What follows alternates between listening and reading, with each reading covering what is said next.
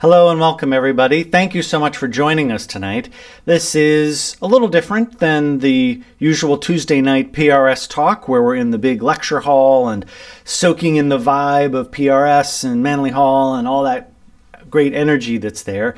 We've had to teleport a little bit of that to my house. Thank you so much for joining us. My name is Carlisle Koash. For those of you who we might not have met, I have been connected with the PRS for a little over a year now, and my background has been for most of my life in theater and performance, but for about 25 years I have been a practicing Buddhist, Tibetan Buddhist primarily, but also in that time I worked as a spiritual counselor in hospice and end-of-life care. I specialized in pediatric end-of-life, but also worked with quite a few adults, also in hospitals as well as hospice.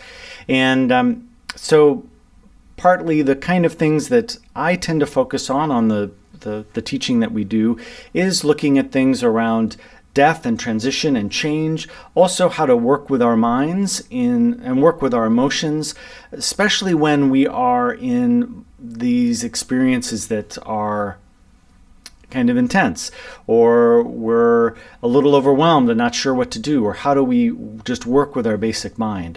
Those are the kind of things that really interest me, as well as working in and with Buddhist practice. I've also spent about the same amount of time, about 20 plus years, connected to a West African tradition through a teacher of mine, Sabamfu Some, who, although she died about 3 years ago, I'm still part of that community and practice and way of thinking. There are a lot of ways, just in my work as a chaplain, in which so many of the world traditions and beliefs almost all kind of draw a bit from a similar well, and you can see themes appear in what would seem completely disparate traditions. And so there's something that's always really fascinated me about that. And so you'll probably find again tonight that I'll be pulling from lots of different perspectives and traditions as we explore this particular topic. And so the title for our talk tonight, Going Boldly on the Uncertain Path. This is something that came out of a dialogue with the team at PRS as we were thinking about what could be an interesting topic that also might complement the other things that are being presented this month. And one of the things that has really struck me in this kind of crazy time that we're in of being at home, and our work and our life and our community is all upended, and it's weird, and we're 6 feet apart now and wearing masks, and do I have a job? Do I not have a job? What's going on? Businesses are crashing. Health system is kind of being challenged. So there's so many things going on. And one of the things that is a thread within Buddhist tradition is, how do we walk on this uncertain path? How do we travel forward? And one of the things that I really want to explore tonight is this notion of protection and protectors, but also how that manifests in an outer and an inner sort of way. So what are protectors and beings that we might draw support and protection from that we might think of as outside of us, as well as what is an inner path? What are things that we might do to protect and strengthen ourselves and work with our minds in this uncertain time? And so when we were talking about what to do, there's just this thought of protectors and protection, and we'll talk a bit about Green Tara, for example, who for me is a great protector and ally in just relating to this amazing world of ours, but a world that can be very unpredictable because it's constantly changing. That's always an interesting place for me to explore, is who do I call on, or what do I call on to help me in my day and to help me work with fear and concern and just, as we say here, kind of uncertainty.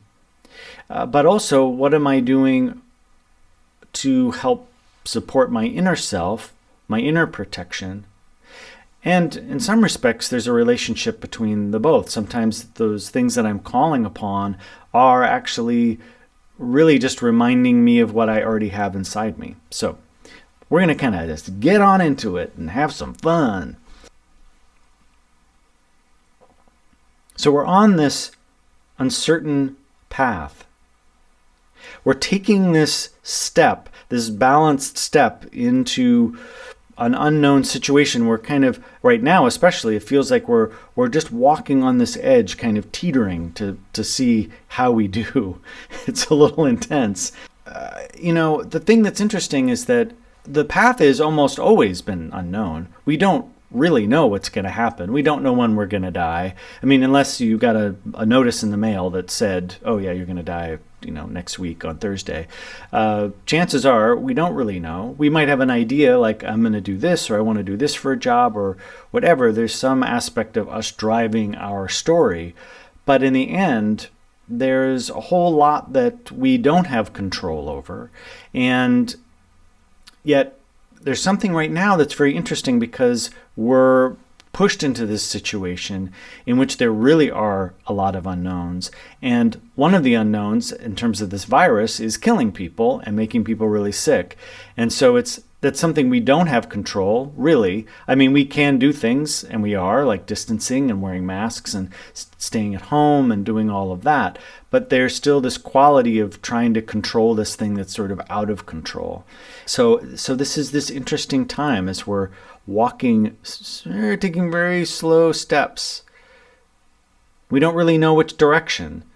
We go. In fact, every day the news that we keep getting is all over the place. It's this. No, wait, it's this. Wait, no, actually, it's this. No, okay, that thing we said 3 weeks ago, well, actually, we don't really mean that.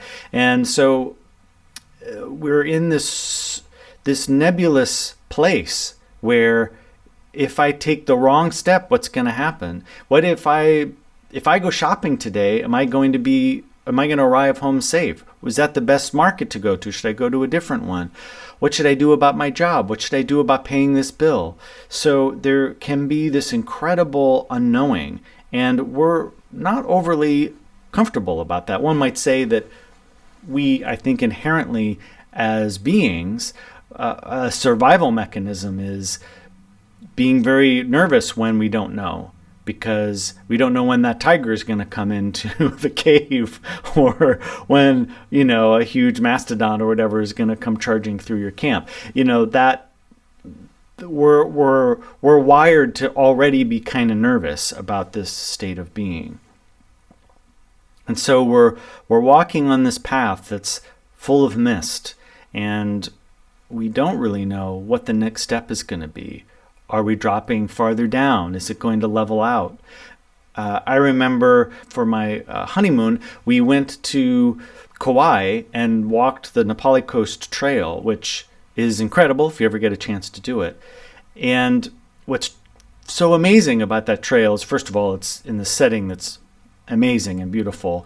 And you have huge, mountain on one side and basically a drop cliff down to the roaring ocean on the other side. And you're navigating this trail that's really only 11 miles long, but it feels like it's 1,000 miles long, because it takes time. And if the weather's if it's rainy, like, it gets really muddy, and it's just, you're in this whole other world. And even if there were several points, because it kind of winds back and forth along the huge cliff wall, and there's points where you think, oh, I can see the trail on the other side. We're just going to kind of go into this little valley and come back out. That can't be too far. And 3 hours later, you're on the other side going, wow, that took a lot longer than I thought. And that's this kind of place that we're in right now, this unknown path. And we think we might know, but we're not really sure. And for many of us, this is terrain that we're not used to. Just as we haven't been used to any huge pandemic in the past. If we think of the Black Plague, or think of smallpox, think of these huge things that killed many, many people, there's always a scrambling of trying to understand, trying to figure out what to do. And so how do we manage that? How do we navigate this path that's so unknown. Part of what we're talking about here is warriorship and this notion of warrior. Now, from the Buddhist perspective, the concept or metaphor of warrior or warriorship is used quite a bit. It tends to be used not so much as a warrior in battle, but more as a warrior in using compassion and kindness and precision and understanding to navigate our world. But it also is meaning that we have a certain level of bravery or interest in stepping into the unknown, in stepping into the fire, so to speak, of our situation. So instead of holding back, instead of using fear as a guide, we use this other aspect that almost takes the energy of that fear and propels us forward to take action, to step into situations and to transform them and to change them. And this is really the kind of warriorship that we're talking about here.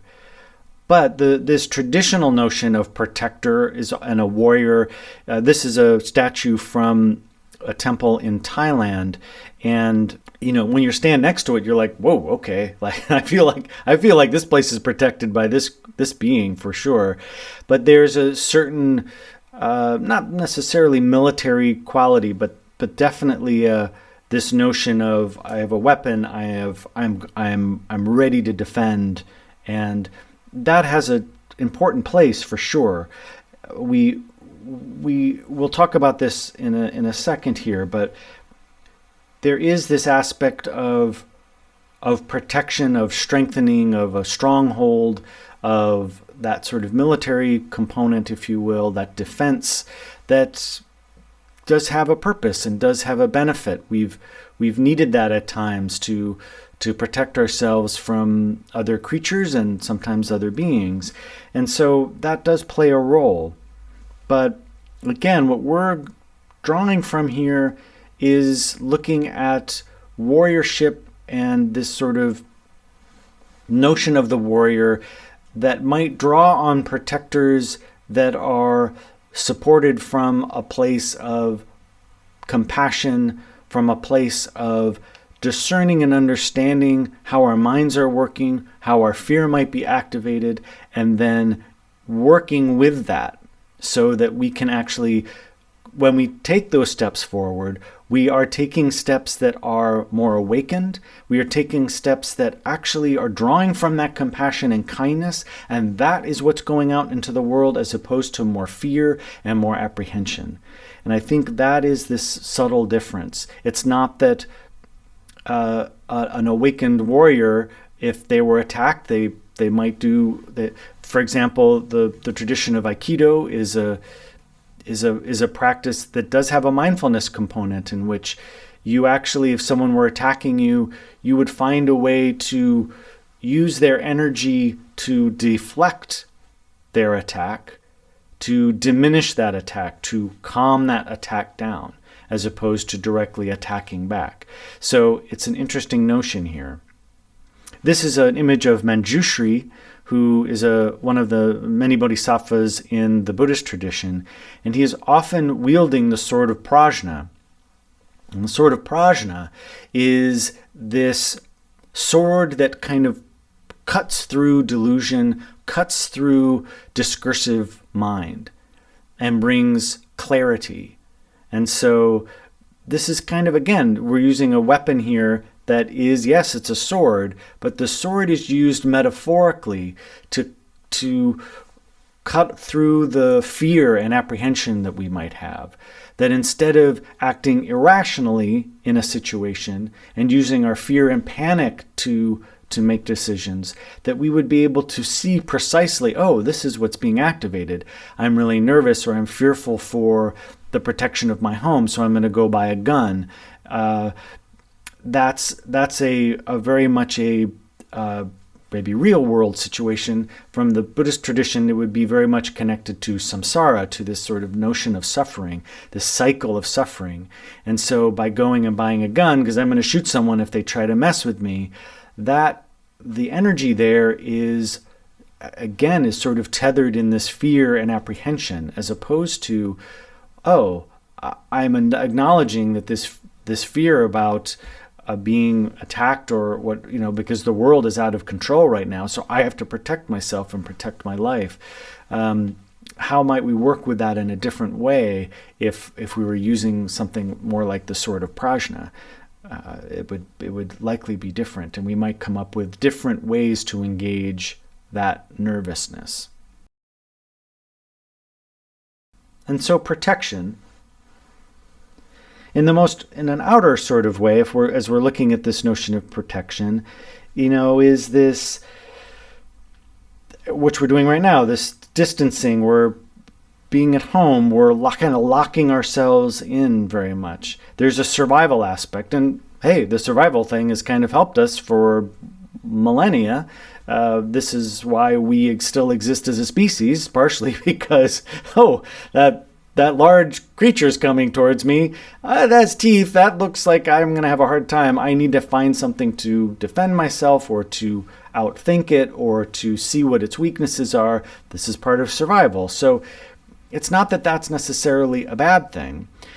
But I think because what we're also seeing in this time is, we have people who are of Asian descent who are being spit on and attacked in public by people.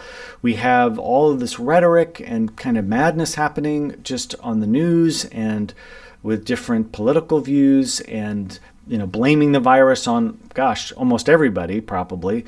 So that's this notion of, we're not really protecting ourselves. We're generating from a place of fear, more fear and apprehension, and actually more discord. If we were approaching the situation from a very level-headed, being able to look at, here's this illness. This is not really caused by, it's caused certainly by, which they think, a bat and to a pig, etc., and then people eating the pigs, or being in a market that isn't maybe as clean as it could be. So instead of looking at the situation in that way, it's, it came from your part of the world, so you're the ones to blame. So all of you are to blame. That's an illogical jump, right? It seems to me. So what we're looking at here in this outer sense is safeguarding, supporting ourselves. We are it's very more concrete, but important. And so this outer protection in a very kind of concrete, simple way is important. It has its benefits. And as I said, the problem that we're seeing, though, is that if it's being driven from a place of fear, then it tends to add more suffering and add more discord and sometimes more anxiety, because then we're operating on this place of everyone else is bad, or these people are evil, or this person has a cough, so I want to attack them, or whatever, and I have to protect myself at all costs. And obviously I'm talking and you're listening, and this has been recorded, so we can't really have a conversation about this, but I'm hoping that you kind of understand the point I'm making here. And so there's this outer kind of concrete protection, and then there's also this notion to me of our minds, kind of protecting our minds. And now we're starting to sort of see the impact of that kind of thinking of, you're evil or you're bad because this came from your part of the world, and so therefore I'm going to attack you. That actually is planting ideas and imbalance in our minds, because that's not really based on any kind of truth. If we were wielding that sword of prajna, if you will, we would very quickly look at that supposition and go, well, that's not really true. Yes, it may have originated from there, but there are a lot of factors that spread it, not just that group of people are somehow responsible. And so again, this notion of protection is, we're also learning how to protect our mind and psychically, if you will, our very aura or very energy of our being, to to discern and understand what's important, what's not. For example, one of the things that's been suggested is don't read the news and look at the news all day. Take a little bit and then give a little bit of a break. Do things throughout your day because you're stuck at home that engages your mind in different kind of ways. Work on a puzzle, those kind of things. That's actually an inner kind of protection, if you will, because if we're all just taking in information and ramping up our fear and anxiety, then we're going to kind of be exhausted and overwhelmed, and it's going to keep feeding. It's a negative feedback loop that's really going to wind up being pretty difficult down the road. We are looking at protection again from this outer in a very concrete, simple way, looking at that inner process and what we're going through in our minds as well. I was remembering Alex Gray here. He does these amazing drawings a lot around looking at the aura, sort of the energy fields and aura of people in these wonderful paintings. And I thought I would just add this one. There is that we do have an aura, an energetic quality to us that is, if we pay attention to, can be a protector. It can actually help us diminish, especially if we're talking to a loved one and they're panicking on the other line. There's a way in which we can take all that panic on ourselves. But part of working with protection, and we'll talk about this is kind of a thread of what I'm talking about here today, is that we can actually draw on certain qualities and energies of outer protectors and inner protection to help balance us and stay steady so that our harmonic, if you will, can stay pretty balanced. A core point to what I'm talking about today is body-mind connection and support. When we're talking about outer and inner protection and protectors, there is a way in which we are truly trying to balance body and mind. So, because we are somatic beings, and just as there are physical ailments that can create stress and strain on our mind, on our emotions, also can stress and other things create illness in our body. I have seen this myself, but also there is years and years of scientific research exploring these things and finding them to be true. So we're in a time in which all of this stuff is really heightened. And if you listen to the kinds of suggestions for finding our way through this, it's making sure that you're exercising, that you're eating pretty decently, that even though it would be really nice to eat a lot of cookie dough right now, a full cookie dough diet would probably not support your immune system very well. So you're doing things to support in an outward way. What you're bringing into your body, so to speak, is helping support your immune system, but also doing things to de-stress, to calm, to meditate, to other things like that. And we'll talk about meditation and mindfulness in a little bit. Right now, it is so important to be doing these things and to be thinking of ourselves in this sort of body-mind approach. I also think this is where some of these outer protectors can be really helpful, because this notion of protector, and you'll see in a second when we're talking about some of these, that all of these protectors are, in a sense, coming from a greater wisdom, a greater integration and understanding of the true nature of things.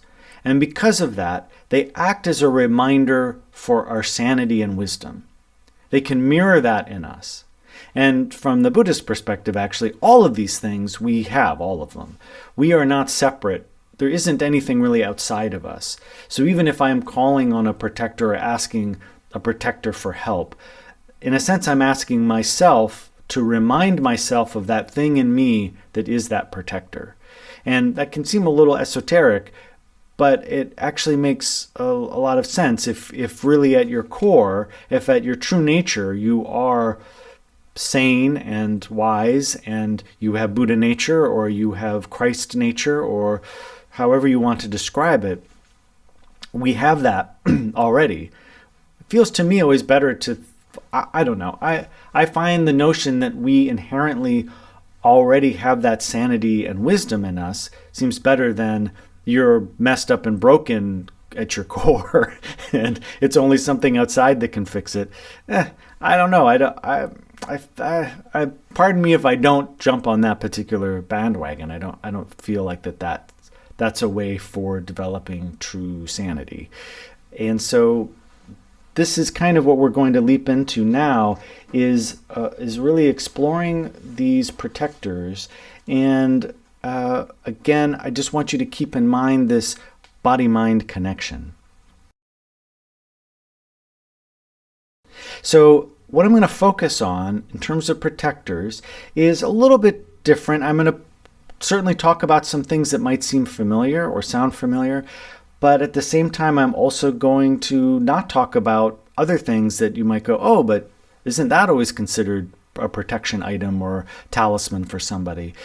And I guess I just want to say up front that the purpose of this isn't to be the be-all and end-all of looking at all the different kinds of protectors, as more as just a way to be maybe thinking, oh, I never thought about that, but yeah, that could be a protector for me. Or, yeah, I always do draw on that element or that aspect of something, and I never thought about that actually helping protect me.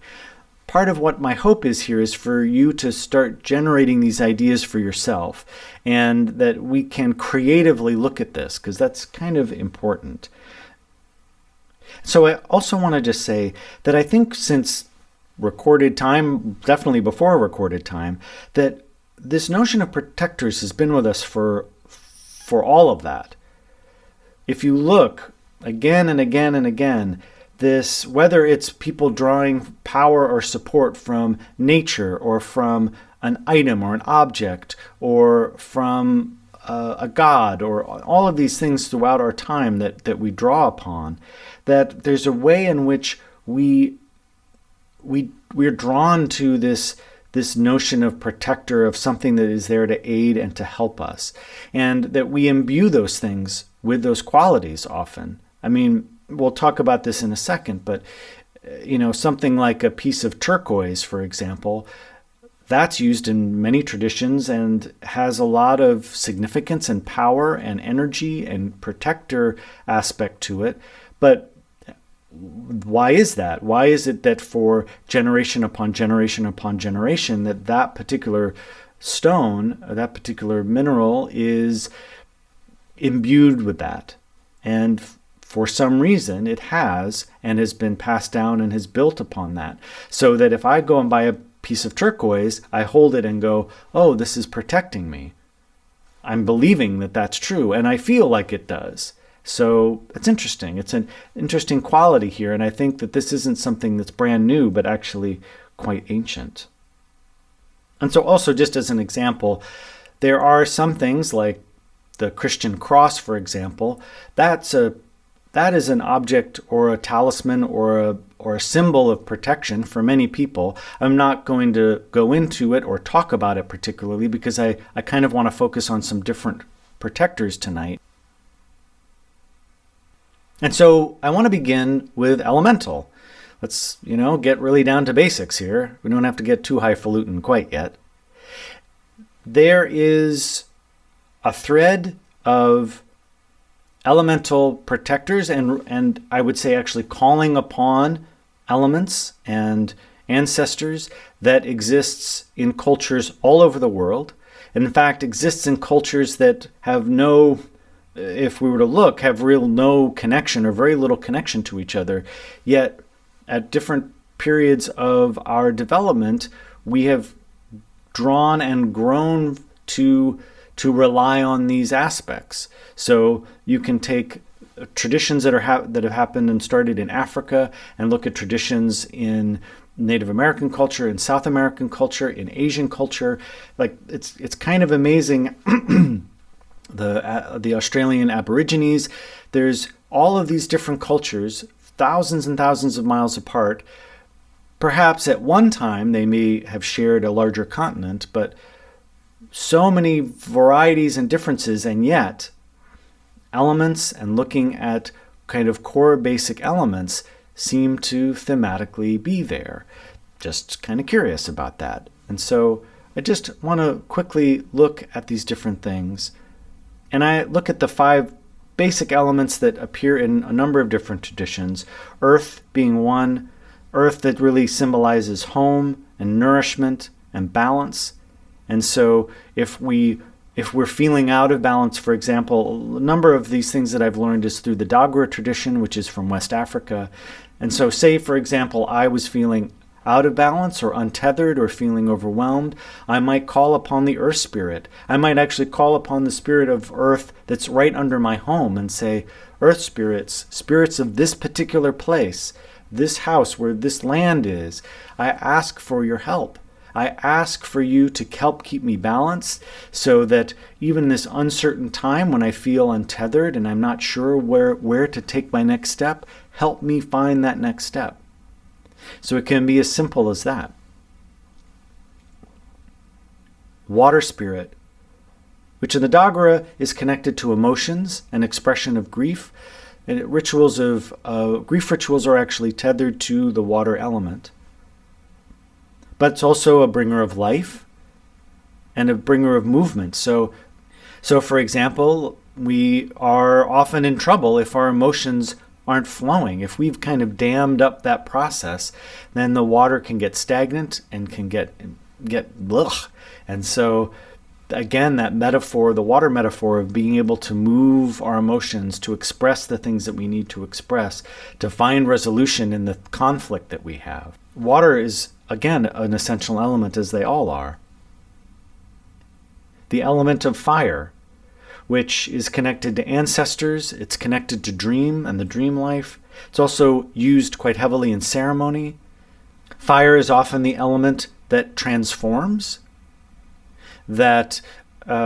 So fire is a purifier. So we might use, and many traditions use fire actually in ceremony and ritual as the conduit to let go of the thing that is holding us back or the thing that we're trying to let go. We add it to the fire in some symbolic way, and the fire takes it, burns it, transforms it, and releases it. A way in which I might do, in fact, there are a number of traditions in South America, but in Peru, in which they're actually been doing a lot of fire ceremonies right now to help release and purify and let go any negativity, and to help purify and clean and clear out the stuff that is troubling, and also clear the disease, if you will, to clear the virus in a very direct and straightforward way. The element of nature, which is in the Dogra tradition, is connected to expression, is connected to our true selves, how we are, our true nature, if you will, and also is part of the animal realm and totems. We'll talk about totems in a second, but the nature element helps us also to stay curious, to challenge ourselves, to maybe keep a little bit off our beaten path. And there's a way in which, if you encounter if you're walking on a path and a wild animal appears, there's a way in which you might take a breath, or you stop, and it stops you a bit. It knocks you out of your train of thought or your rut. And nature can be really good about doing that. And so again, I might call on the nature spirit if I'm feeling that I need some creativity or some inspiration to move through this situation. And then mineral, which is not only connected to rock, but also bone and to those things of the earth that are reminding us about story and our lineage. So mineral element definitely connects to the knowledge and the sort of the stories that we hold in our very bones. And in the Dogra tradition, we might call on the mineral spirit through a rock, like holding a rock, or asking a rock or a type of mineral to hold our story, to also help remind us of our story if it's locked, if we're needing that thing for inspiration or to find our way through something. And so again, I might call on the mineral element for that. And then, of course, we also can call and draw upon our ancestors and the wisdom of who came before. In the Dagara tradition, and in other traditions as well, that when a person dies, they go back to the ancestor realm, the spirit realm, and they are there to help us, to protect us. For example, just the fairly popular movie Black Panther, there's that whole thread and through line in that film of the father dying, and then the current character is going and visiting him in the spirit realm. And he, in spirit, the father, knows that there are things that are out of alignment, which is causing turmoil here. And so he is trying to help balance that again, because he's made it out of balance. And now from the spirit realm, he can help in a different way. In traditions, that's calling upon an ancestor that might have had a great wisdom or insight. If you have an ancestor, for example, that maybe was a very successful business person, and now you're like, I don't know what I'm going to do. Like, this is crazy right now. Everything is out of control, and I don't know if I'm going to make it another 3 or 4 months, and I don't know what to do. Perhaps you might call upon that ancestor as a protector to say, hey, I need your help. Help me find a way through this. You were innovative and creative when you were alive.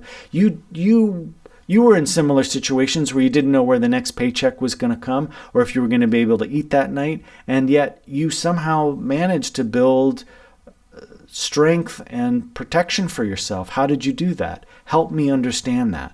So we can call on ancestors that way.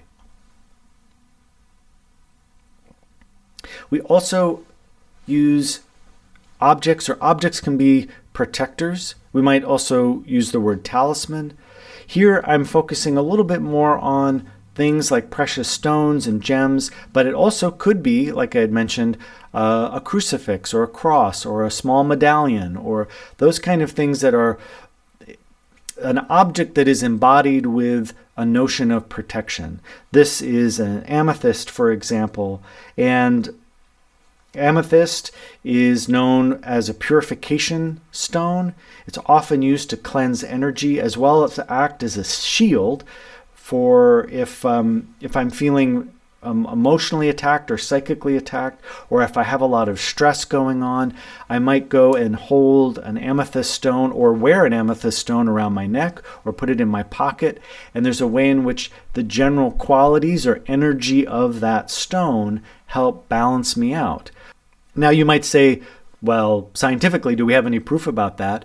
I would say we have a millennia of these kind of objects being used over and over again, and people do feel protected when they wear things like that. So what's that about? Why would that protect you if it's just an inanimate object? Why would it be so? And I think it's partially because we've imbued these different things for generations upon generations as having energy and power to them. And they do. There's some quality when you hold an amethyst, or you hold a stone that seems really precious or has a lot going on. You can sometimes feel its energy. Again, a collection of stones. This photo actually reminded me when I was younger, in my 20s especially, I totally was into different stones like carnelian and amethyst and turquoise. And there was a stretch of time that it was pretty common for me to give as a gift like a bag with stones that I had picked to help out that person. So it was often like a birthstone that was connected to them, but also I give them carnelian if they were traveling, and some turquoise for protection, maybe an amethyst. And I would do a little research and find out the stones and gems that were resonant to that person and give them a little bag of them. I haven't done that in a long time, but I just had this memory a couple days ago as I was putting these slides together, and I went, oh, the bags of stones. Why don't I do that? Sometimes people looked at me when I gave them to them like, what was this? Thanks for the rocks.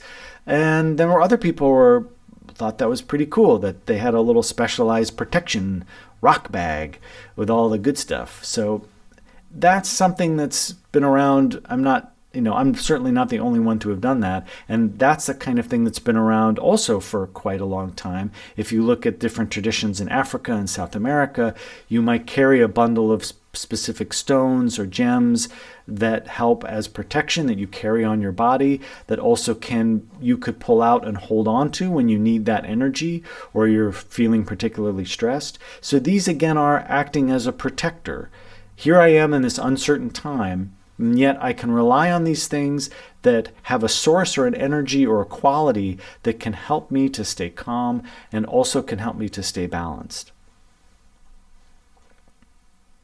We also see these things used quite frequently in divination. So this kind of board that would be used in a ritual or for a ceremony. In the Dagara tradition, if you were doing divination, not always, but they would sometimes use stones, and each stone would have a different significance. So when you're doing divination, if you're throwing those stones and shells on a board that has maybe directions painted on it, then if that, say the amethyst falls in this particular quadrant, well, that usually means this, or this is how this is influenced in this way. Very much, I would say, similar to astrology in that, here are these energies in different parts of as the planets and the stars are moving around us, here is how those different elements and qualities are influenced. So in terms of totems, the kinds of totems that I'm going to really draw from are more animal totems. There are gods and other deities and beings that are reflected in this kind of idea. But I really wanted to look at animal and animal totems, partially because those you see throughout many, many traditions. Not only are they used within divination, but also animals and animal totems and the qualities and energies of certain animals are used as protectors that people might call on. For example, say I might draw on eagle spirit or eagle energy to help me be strong, to find where I need to go with precision, and that I might boldly go there. There are ways in which, sure, we are adding qualities to an animal that we see that are maybe human. But if we look at these animals in nature, and many of these traditions did, these are coming from traditions that live in nature, understand and watch the creatures and the beings that live in community with them. It's not just humans. So they're paying attention to all of the insects and birds and bees and creatures that surround them at all times, and then they have meaning. You can call upon them for that quality. We could do a whole day just on animal totems. There's so many, but like the eagle or the jaguar in South America, you see is an important totem. Snake is an important totem as well. You see this throughout.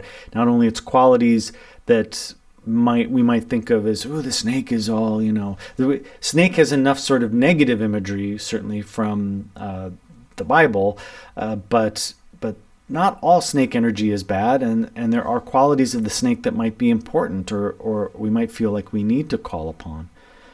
For me, the raccoon is one of my totems, and part of how this is, I think, and I'll use another example a little bit later, but if you look at how these things manifest in different traditions, often it's a person gains or cultivates an experience with a particular animal or animal spirit that is kind of happens naturally. So they might be drawn or see an animal like a wolf or a coyote or the eagle, and there's something about that animal that calls upon them. And so in that way, this is the thing that I've been kind of talking about, is that as we are looking for protectors and for protection, that we can call upon those things that resonate in us. And so if I see a bald eagle flying and it, like, my heart just gets like excited, or I could watch that animal for hours, then there might be a connection there. Like, this is how traditional approach would look at it, is that you are called to that animal, or that animal is called to you in some way. You have a bond or you have a connection. Pay attention to that. What are the qualities of that animal? Maybe that animal, when you're feeling fearful or when you're feeling lost, you can call upon the energy of that animal to help you. Raccoons, I know some people think of them as a nuisance. I love raccoons, partially because they're really wily. They're kind of bold, like they do some pretty crazy stuff.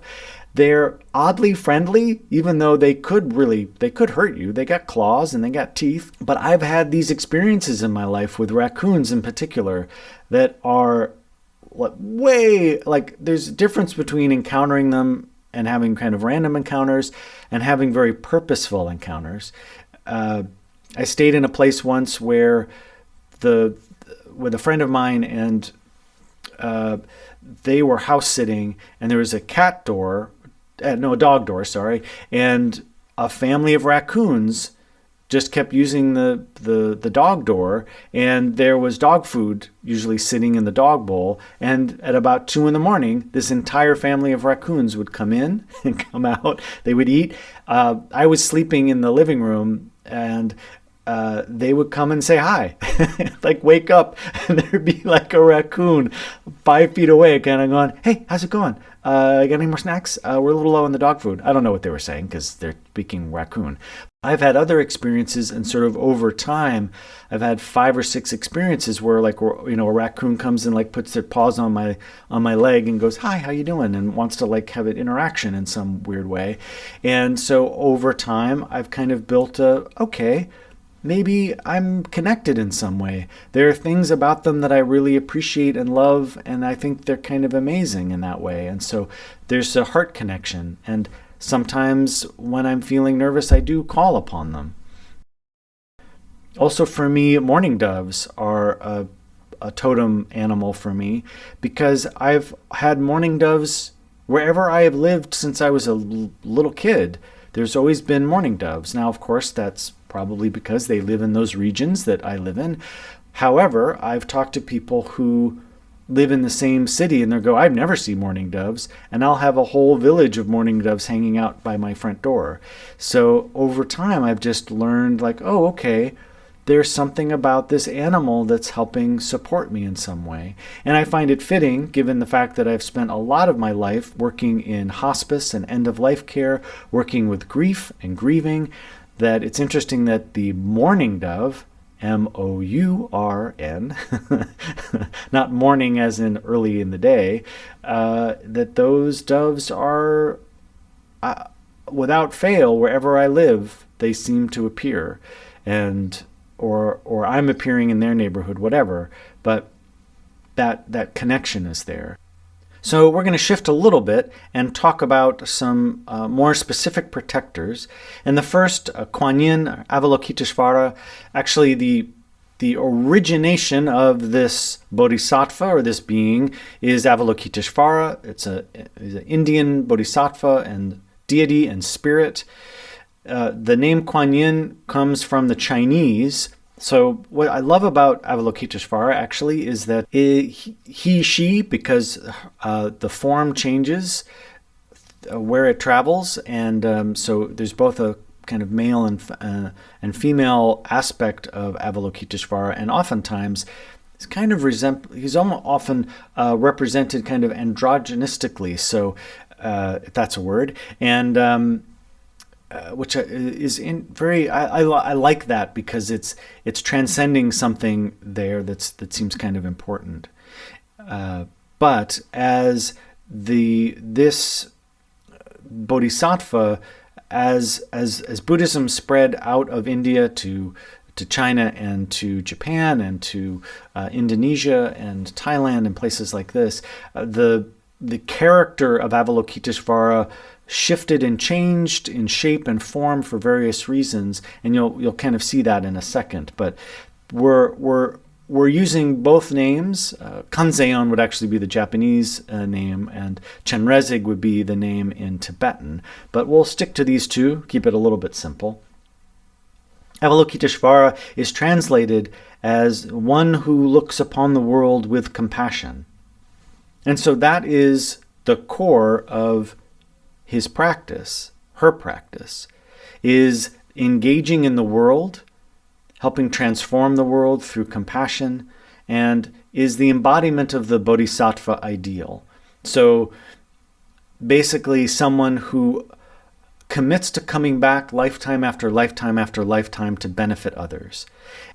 Avalokiteshvara and Kuan Yin really embody this through this notion of compassion, that compassion can be this incredible tool to do that. You can see the slight difference in the iconography in terms of Kuan Yin, these very tall, flowing robed goddess. It's fairly common for Kuan Yin to actually be holding a vase that has nectar of wisdom that is either sometimes is flowing or sometimes she's simply just holding it. And you also might see her as holding food or items of food or rice, sometimes holding a child. These are all because Kuan Yin especially is connected to protection of children, of nourishment, and to it's said that if that when anyone cries her name or calls for her for help, and this is also true with Avalokiteshvara, that immediately she arrives or he arrives to provide whatever is needed. It's often said in the teachings that Avalokiteshvara will appear in a form that helps you most to benefit. So if a young child is calling out to Kuan Yin or to Avalokiteshvara, then Avalokiteshvara would appear as a child, as a friend. So you don't just sort of have this incredible being appearing, which might actually be kind of overwhelming and terrifying, especially later when Avalokiteshvara is manifesting with 1,000 eyes and 1,000 arms. That might be a lot to look at. And so there's this, again, this blending of compassionate action and skillful means. But that Kuan Yin and Avalokiteshvara in these traditions still to this day are called upon regularly to help assuage concern and worry, to calm the nervousness that we might have in a situation, to ask for protection. People will call upon them. You may visualize them. In a second, we'll look at the mantra for Avalokiteshvara. But this is a very, very powerful protector, not just in Buddhism, but also just in Asian culture. And kind of amazing, often too you might see Kuan Yin riding a dragon. Dragon is a symbol of power and transformation. So just as Kuan Yin is coming to help transform and shift and move something, then so is the dragon. It's kind of these metaphors of transformation and change, but also protection. If you think about a dragon and it's protecting its gold, you don't mess with the dragon. So this is a four-armed version of Avalokiteshvara, and it is said in the story and the myth, if you will, of his experience in life, is that at one point he had embodied the practice of the Bodhisattva so completely. He dedicated himself to ending the suffering of all beings, and in fact made a dedication or a vow that if he failed at doing that, may his body burst and smash into 1,000 pieces. At one point, because a Bodhisattva is someone who I think is in this world in a very different way. We think of this world often in a very concrete, that's me knocking on the table, a very concrete way. Like we have this physical world, that's all. Maybe there's space and things like that, but those are all far away and we're never going to reach them. Where someone who's a bodhisattva is an enlightened being who might move to many different realms and places. And in the traditional texts, it is said that he, in order to help all beings that were suffering, he traveled to the hell realms to liberate all of the beings who were stuck in hell and suffering and tormented in a hell realm, in a hell state. He did that. He arrived in a hell realm and managed to clear and resolve the suffering of all those beings through his compassion and through his kindness and through his action.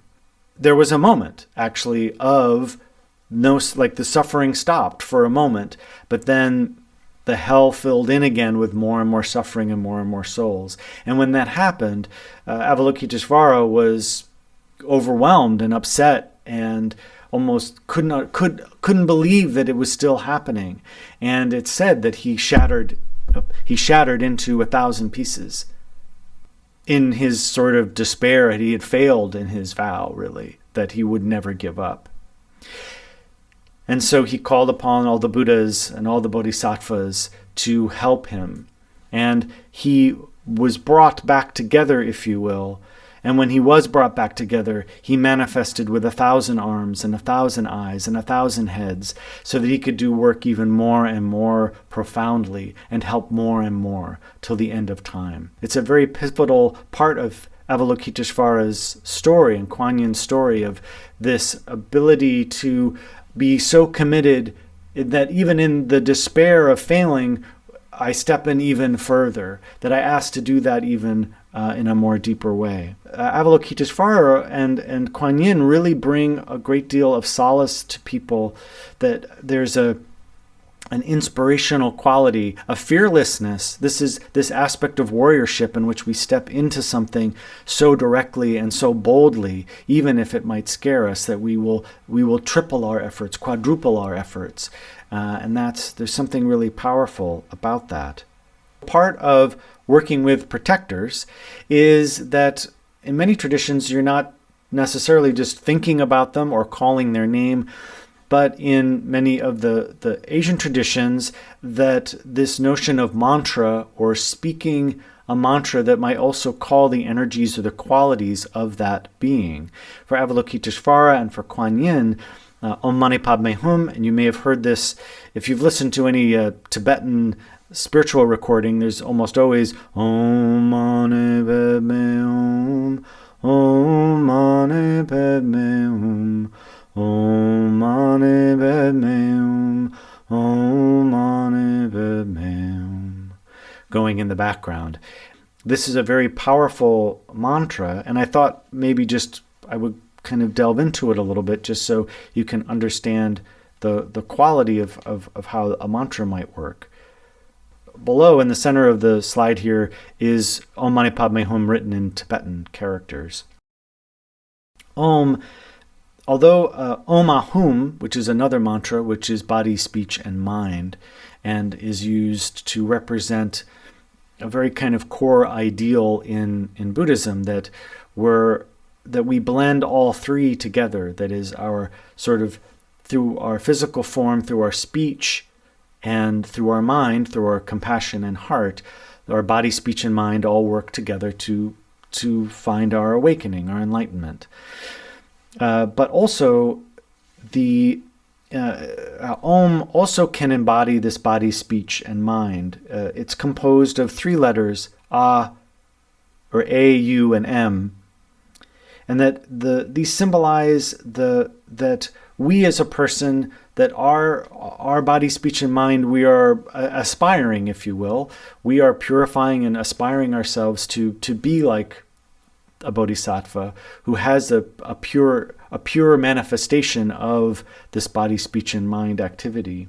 And so the Om in this mantra is acknowledging that, like, we are bringing our body, speech, and mind to this request, but also we acknowledge that we are still working. I'm calling on you, Avalokiteshvara, Quan Yin, to help me rise to that occasion, if you will, to aspire to the level that you are working. So we start with that Om to open that aspiration. Mani, which means jewel, and it symbolizes this altruistic intention to become enlightened through compassion and love. So just as a jewel is capable of removing poverty, so this altruistic mind, this mind of compassion and generosity, this mind of enlightenment, is capable of removing the poverty, the difficulties, this sort of narrow-minded quality, this mind of fear, if you will, that is driving us. So, that person who, through fear and through whatever, is spitting on someone on the street, saying, "You brought us this disease," like that's a place of fear. That's a place of delusion. And what this part of the mantra, so Om Mani, is calling upon that energy, that jewel-like energy of altruistic mind, of compassion, of kindness, to help us dispel those other aspects of mind that are tethered in fear. Padme, so the two syllables of Padme, which means lotus, symbolizes wisdom, but also the lotus itself is, if you've ever seen a lotus grow, it often grows out of the mud and is sort of elevated over the mud. So even though it's coming from, if you will, a mucky, kind of glunky, grimy place, it is blooming out of that and blossoming to this incredible flower. And so just as our minds might be muddied and fearful, we can still, through practice and sort of calling upon this energy of Avalokiteshvara, of Kuan Yin, that protector can help us rise up and be that flower, that lotus of wisdom. Because there's wisdom realizing impermanence, wisdom realizing that we are empty of self, that what we think of as our solid form is so much more than that. We are much more dynamic than we give ourselves credit, if you will. It's a wisdom that realizes that there isn't a duality, that there isn't myself and the world, but that there's interconnection. And that's extremely important. And then Hum, which is translated as indivisibility. And this is really the purity that is achieved by this indivisible unity of method and wisdom, of action and wisdom. Or I would say more skillful means and wisdom, embodied in this syllable Hum. So we're going to move to Tara now. We're going to specifically look at green Tara. There's actually 21 different Taras that are part of the teaching, and green Tara and white Tara are, I would say, the most well-known, or they embody, for example, green Tara embodies all the 21 Taras, so seems like a good idea to talk about her. It is said from that story I mentioned earlier about Avalokiteshvara, when he broke into 1,000 pieces and was put back together, he grieved for his loss of faith in a sense, and also grieved for the amount of suffering that he was seeing. And it is said that he cried 2 tears. One was green Tara and the other was white Tara. Said that the green Tara is really embodiment of kind of active compassion, and white Tara is compassion's motherly aspect. Tara is literally translated as liberator or liberates, she who liberates, she who ferries us across the ocean of samsara. And Tara is this kind of incredible being who is used I've seen it not only in Buddhist tradition, but in Hindu tradition as well. When I traveled in India, you would go into these little Hindu prayer temples where people would make offerings, and even though there were a number of Hindu gods represented, Tara was almost always in there as well, and she plays this interesting role in that community. You also see her in Tibet and Nepal and other places. And in Buddhist tradition, she is one of the great embodiments of the feminine principle, and really carries an important role in balance, I think, because part of her story, it is said that when she was more human form, because green Tara at this point is now almost in this other form, almost like a deity form, otherworldly enlightened form. And as she was transforming into that, it was said that there was a very prominent teacher and monk who was praising her incredible skill and how amazing she was, and like her profound understanding of knowledge of the teachings. And he was like, this is great, because that means you're going to be able to choose the next birth, and you totally should come back as a man, because you're going to be able to do so much more and go to higher levels if you're in a man's form, because the structure here is mostly male at this point in the development of Buddhism in India. And wait, what? No, I don't think so. Part of her vow was she vowed to come back in this form, in the female form, again and again and again until all had been freed from suffering. And so the way in which she really embodies this commitment to enlightenment is outside of form, first of all. And I'm not going to get pulled into this sort of small, petty request, if you will, of coming back as a man. That'll make it better. Why? There's nothing to say that it's going to make it better. I can achieve in any form. I can achieve enlightenment. It's a matter of applying this practice. In the traditional texts, although the 21 Taras protect many different things, and this is an image with green Tara in the center and the 21 Taras surrounding her. But very traditionally, in early India, she was said to protect from certain physical dangers: fear of water, fear of thieves, fear of lions, fear of snakes, fear of fire, fear of flesh-eating demons, fear of imprisonment, and fear of elephants. And you might think, well, how does that really apply?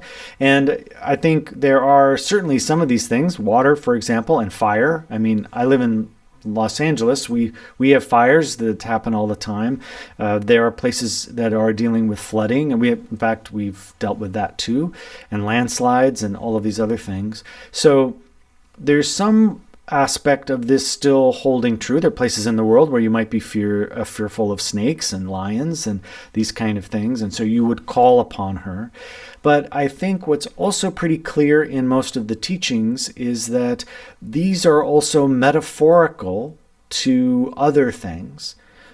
So yes, true, in early India, these things might all be very, very practical and very real, but also they have another component. And so that they're actually counterparts to these physical dangers, if you will, that they also have a metaphorical aspect. And so water is actually attachment, thieves is false views, lions is connected to pride, snakes is connected to jealousy, fire is connected to anger, flesh-eating demons is connected to doubt, imprisonment is connected to greed, and elephants is connected to ignorance. So there's a way in which what she's doing is actually protecting us from a fear of these things, from a struggle of these things. Yes, we might be really challenged with a fear of an actual fire, burning our house down. It may also be that if we are really struggling with our anger and it's really welling up and we don't know what to do, we could call upon Tara to help protect us from that, to help us remind ourselves to quell that anger, to not let it overcome us, overtake us. And so that is a way in which we might call upon green Tara. Her mantra, Om Tare Tutare Ture Soha, is also something that you could do, just like with Avalokiteshvara, where you might call upon that energy or might visualize that particular being. You may also call upon them by name, but also with the mantra that they have. And in this case, Om Tare Tutare Ture Soha. So I thought, again, I would just break it down a little bit, just so you can kind of get a sense of that these seed syllables really work and have multiple layers. Again, it also starts with Om, kind of like as we had talked about before, this body, speech, and mind aspect that we're calling in. The first Tare is really talking about removing affliction. And so that first Tara, the Om Tare Tutare Ture, the middle part of the mantra, is all about liberating different aspects and protecting different aspects. And so this first Tare is focusing on liberating us from samsara by removing our afflictions, in a sense, removing our conflictive emotions. These things like anger and jealousy and hatred, those things that get us stuck, that throw us off course, that cause a lot, in fact, often cause more suffering for us. That first Tare is helping not only to remove those afflictions, but also the seeds that we keep planting. So, for example, if I'm an angry person and I yell or I keep acting out that anger, in a sense, sure, I might release the anger, but I plant a seed for it to happen again and again. And I think anyone who has experienced this or has it in their family where you have a loved one who is angry all the time or keeps that cycle keeps happening again and again and again, it's because it's not being resolved, and so it plants that seed again and again to keep, in a sense, to keep blooming or keep blossoming. In this first Tare, it is an asking of Tara to come and help remove those things.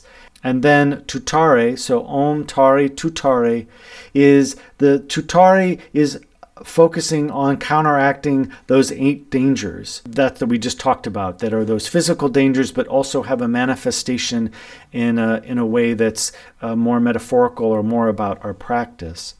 So Om Tare Tutare Ture is about freedom, and freedom from all disease and all ailments. Body, speech, and mind, Om Tare Tutare Ture, is then calling upon Tara to come and help us in all these different ways, to help us with our afflictions, to help us with these obstacles, and to free us from any disease, any concerns, any things that we're struggling with. And then finally, Soha, which is basically translated as, may this all come about, may this be so.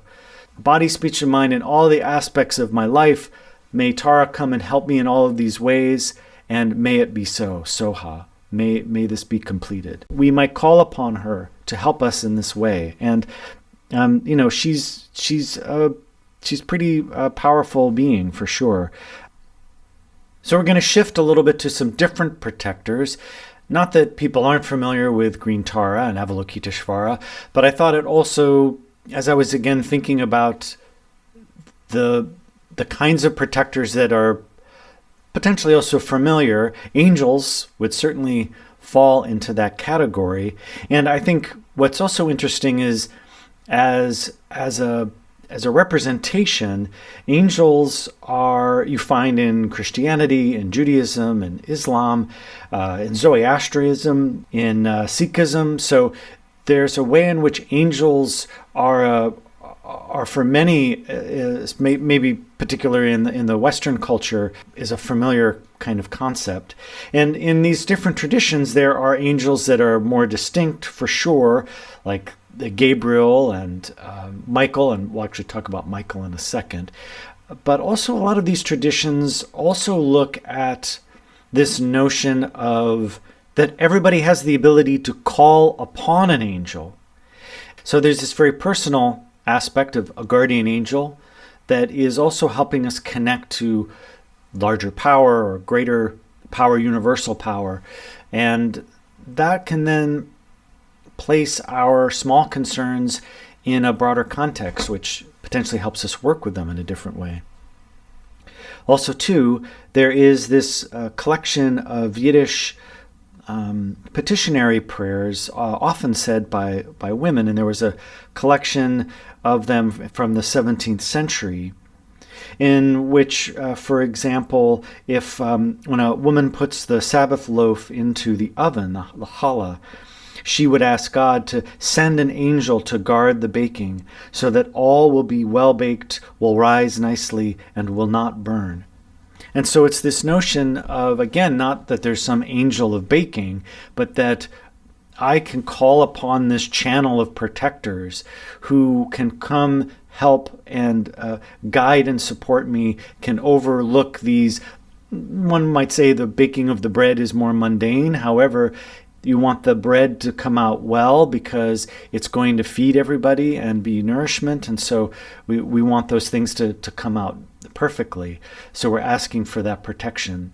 So in many of these traditions, that is this aspect of, yes, there are these very well-known saints and well-known angels, but then in general, there's just sort of the cadre of angels that are servants of God, who are embodying kindness and compassion, who are here to protect and help us. They want to be of service to us, and we can rely on them in this way. I also thought of mentioning Our Lady of Guadalupe. In my experience and work in hospice, I actually became quite a fan of Guadalupe, because for many Catholics and some of the Catholic patients, and especially if they were of Mexican descent, the image of Our Lady was very, very potent and powerful. And often I would go and buy these little cards, prayer cards, that patients would kind of keep with them or hold on to, especially in times when they were feeling upset or panicked or worried, and they would call upon her as a guide, as a resource in troubled times. And there was something about that process of 20 years of visiting families, so many of them that really had such a close connection to her, that I began to see people would call on her and immediately feel that protection, that compassion, that love, that there is a way in which she could hold that burden of anxiety for folks. She is said to be the Empress of all the Americas, not just Mexico, but South America and even to Canada. Yes, Canada, she is your Empress, in case I know you think it's the crown, but actually it's Lady of Guadalupe. There's something about how she brought this kind of protective bubble and experience for people who I worked with, and they would just, you could see how that person's anxiety would calm as soon as they called upon her, as soon as they looked upon her. And this is, again, a way, as we're looking at protectors, is we're drawing on beings and ideas that instantly inspire us, remind us, calm us, and encourage us to step forward into things. I want to shift and explore a protector that would be something that's very inner, as opposed to an outer protector, or something that we're calling to us from outside of us.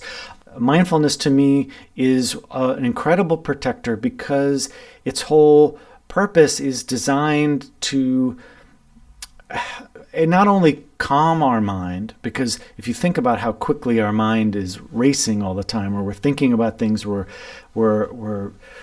we can go from something very simple to, and we see this in the news all the time, where a small thing just explodes. One person says something and something else, and wait, you said this, and then it's suddenly you're having an argument and a screaming match. The thing that mindfulness would encourage, or meditation would encourage, is for us to slow that process down and sort of look at our reactions and how we react. So just like, as was mentioned before, this lotus, the lotus is rooted in this earth, if you will, in the mud, and yet it can rise above it and flourish and bloom. And so can we. But we have to be willing to open ourselves to that slower. And I guess I would say that you can be slower, quote unquote, in that we're speeding down our quick mind, but it doesn't mean that we're sluggish or we're lazy or we're having to sleep all the time. What it means is that we are in a constant action-reaction cycle, planting seeds again and again. So if I'm someone who's angry all the time, there's a way in which that pattern of anger resets itself and reseeds itself each time. And each time we express that anger, we're planting more seeds and watering more seeds for it to keep happening, as long as we don't look and examine it. And that's kind of the key. And I think that's why I think of mindfulness as an incredible protector to call upon, is that mindfulness and meditation is reminding us to take a breath, is reminding us to sort of slow that roll down that our mind is doing at 100 miles an hour, and all the stuff and the anxiety and the panic and everything else, and giving us some space around it so that we can examine, look, what am I thinking? Why am I thinking that? And so we find a way to slow that process down in our mind. I always have felt that mindfulness practice is really this incredible protector that we can call upon. And what's kind of wonderful about it is that it's really based in our breath, and that we have with us, well, until we die, basically. So we always have that with us. So we can take that anywhere and call upon it at any time when we're feeling overwhelmed, or when we're feeling anxious, or when we're feeling all of this unknown path. I'm just taking one step and one step and one step. Even though the path is foggy and I can't find my way, I can take one step at a time, and breathe and try to stay grounded. And I might call on other protectors, but I can also call on this great protector that I have within myself. So how do we find protectors? How does that happen? And I'm talked about this a little bit before, that at least in my life, it's what often has happened is by just kind of paying attention. It's taken me a long time. I've always deeply appreciated the time I spent with Sabanfu Some, in that she was very good at reminding you to pay attention to the things that you might discard otherwise. And it's not that you have to find symbology in everything that you experience, but there's a way in which the phenomenal world often is giving you information and giving you support if you're willing to be open to it. But that's the thing, you have to be at least willing to kind of go, that's interesting. I wonder what that's about. Maybe it's nothing, but now I'm curious. And I'm going to look into that a little more. I'm going to explore that a little more. And I also find that protectors for me, the raccoons, the mourning doves, are these things that I just feel something is there, and I'm going to just pay attention to that. And I think that is partially a way to search for protectors. We can go look and examine things. I think that's as important, but also too, it might just appear in front of us. I had to keep this in there because the dog is the cutest dog ever. Searching for something, maybe snacks. You're not really searching for protectors like a snack, but this way of curiosity of looking. And just as an example, this is a hawk that this was maybe 3 or 4 years ago. I was house sitting for friends of mine who live in Franklin Hills, just on the east side of Hollywood. I was house sitting for them, and I had just been coming down to LA. It was one of the maybe second or third trips down there, and it was kind of overwhelming. I had a plan of why I wanted to be down there, what I wanted to be doing, but I felt very scattered. I felt as soon as I had an idea and a focus, I lost my focus, and it was kind of a difficult time. And this particular day, I woke up and I was really in it. I was feeling disoriented and tired. I felt like, I don't want to do any of this. I don't know what I'm doing. It was a pretty hard morning. I walked into the kitchen and was at the sink, and the sink looked out actually onto, you could see Hollywood in the distance, and the telephone poles and telephone wires kind of right in front of the house. And when I looked up, there was this hawk. And when I looked, the hawk was looking directly at me. There was a moment where I went, huh? What is that? Because I never saw birds sitting there. I mean, I saw small birds, but I would never see something like that. It was huge. And I sat and I was stared, and I went, oh my God, that's a hawk. Oh my God, that's amazing. Well, I've never seen one here. I went and I researched what hawks were about because I thought that seems pretty random. A hawk landing right in the sight of vision just when I looked up at the sink. I don't know. I'm just going to pay attention to it. Maybe it means nothing. Maybe it means something. But I'm just going to pay attention.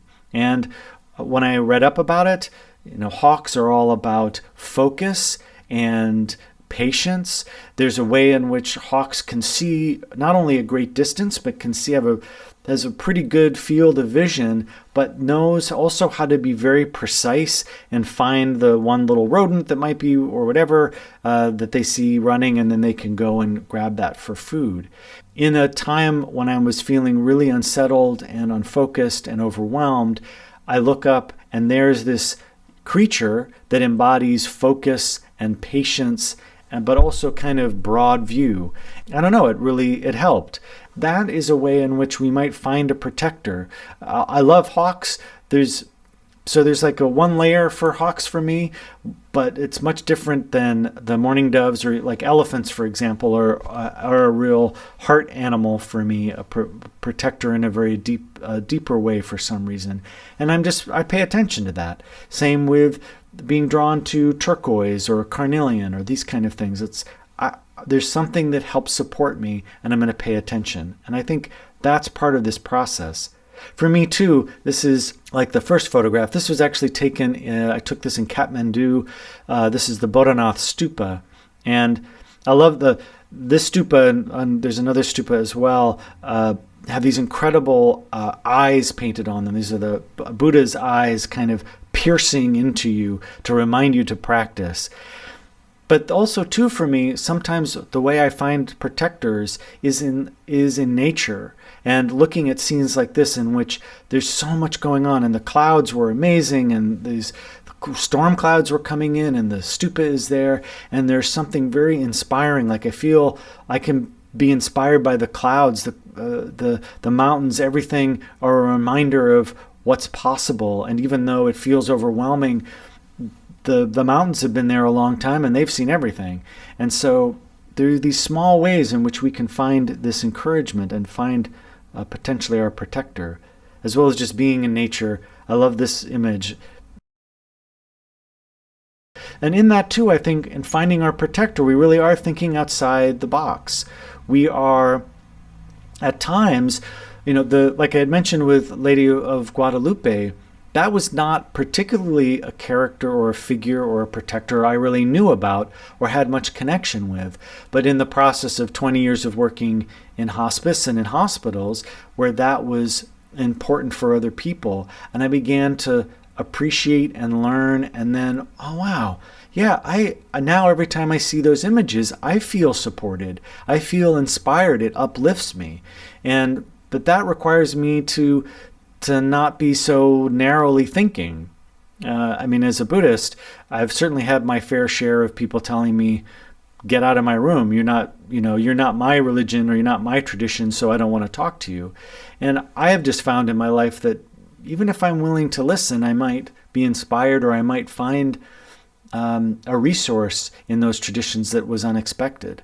And I think that's kind of important.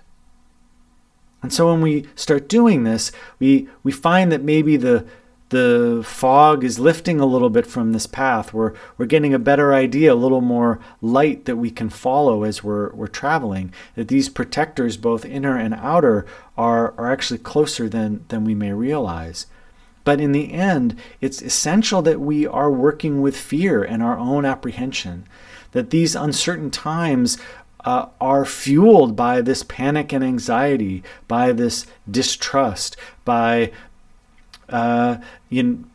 listening to, say, really, really negative news reports over and over and over again, that there's something where that triggers and supports our fear response more than likely, and our anxiety, than our wisdom and our sanity. So, don't panic. And that's maybe easier said than done. But I think if we begin a practice of looking at our own minds and reactions, if we are willing to maybe call upon some of these protectors that have a deeper They either have a deeper knowledge or they reflect or embody a deeper knowledge or understanding about something that we're lacking. Lacking's not the right word, I would say, but maybe that we've become disconnected to. More love, less fear. And I think I've just seen over time that when these things, and when we can apply these things, when we can draw from these incredible protectors and embodiments of sanity and wisdom and skillful means, that we refine our own thinking. We then are more resilient to the changes that we see, to the experiences that we're having. We can navigate from a place of compassion and kindness and not getting to the point where we're spitting on someone in a public space because, oh, you're from the place that the disease came from. Well, it's a little more complicated than that. And in fact, are you going to go spit on bats and pigs as well? Because that was also part of that was also kind of part of it. It's essential that we're drawing on something different. In this water that we're floating in, where we might feel like we're sinking, we can still raise our head above the water and take a breath. I love this turtle.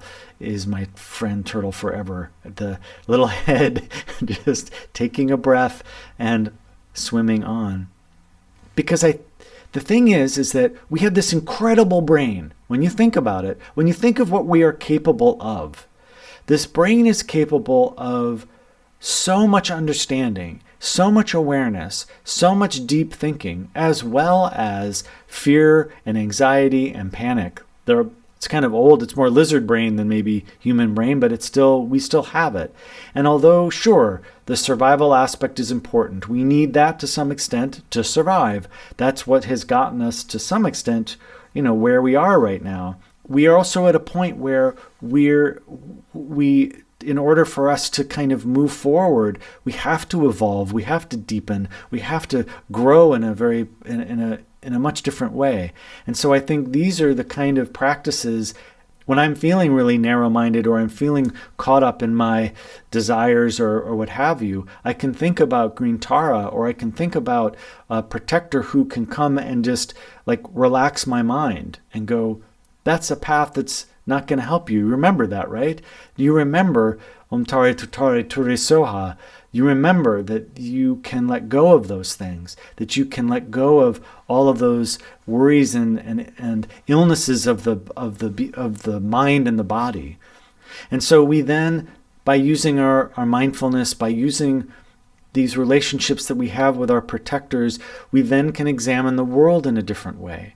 We can begin to see different nuances. We can see how other people are reacting and also find a way to engage them in a different way.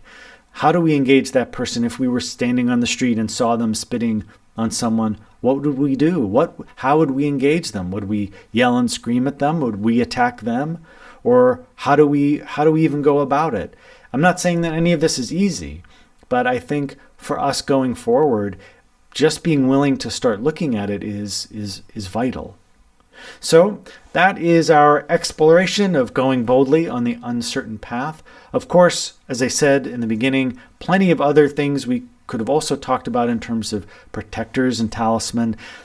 My purpose here is not to cover all of those, but just to kind of get us thinking and exploring. And of course, Green Tara is pretty cool, and Quan Yin is pretty cool, and Guadalupe and angels are cool, and so any of these things are inspirational, I hope.